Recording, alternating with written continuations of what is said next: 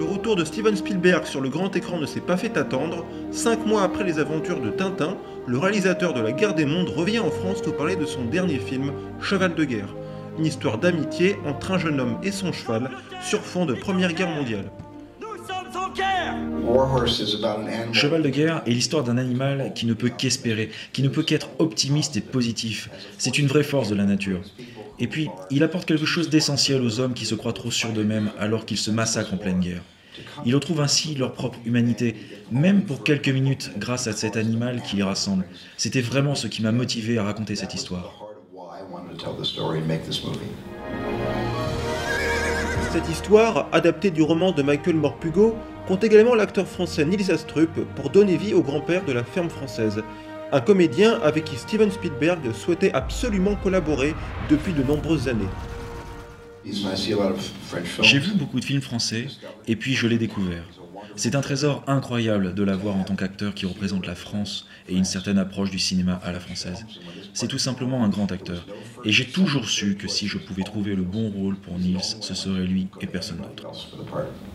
Alors entre nous, qu'y a-t-il de plus courageux que ça ?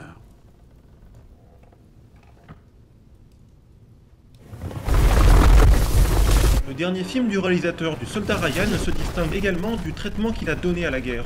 Les détails des horreurs du conflit sont ici occultés pour rendre cette histoire plus accessible à toute la famille.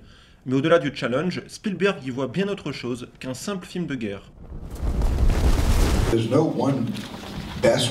Il n'y a pas de meilleure manière de représenter la guerre, si ce n'est d'avoir un point de vue différent selon l'histoire. Le Soldat Ryan, Band of Brothers ou le Pacifique étaient extrêmement liés par exemple. A l'inverse, Cheval de guerre est bien différent des autres films de guerre si vous voulez le classer dans cette catégorie. Il s'agit beaucoup plus d'une histoire humaine.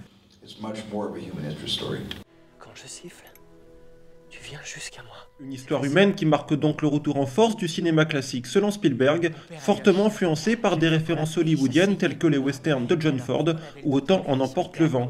Le réalisateur prouve une fois de plus qu'il peut tout faire, mais semble nous réserver encore bien des surprises pour ses prochains films. Eh ben, t'es un sacré numéro, toi.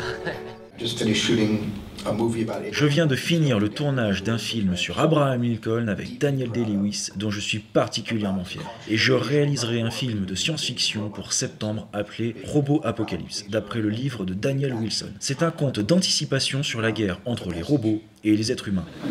Ce sera un vrai divertissement, un vrai film popcorn, mais avec un message. Vous plongerez votre main dans le popcorn et vous trouverez le message au fond. Bref, vous l'avez compris, je suis occupé. Chaque homme fait sa fierté et celle de son pays. Soyez courageux!